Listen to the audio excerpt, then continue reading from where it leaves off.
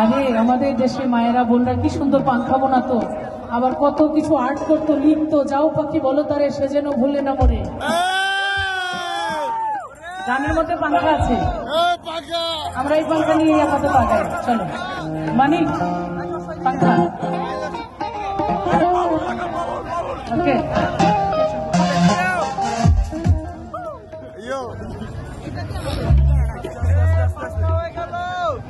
ঠান্ডা হয়ে গেলাম কোথা তো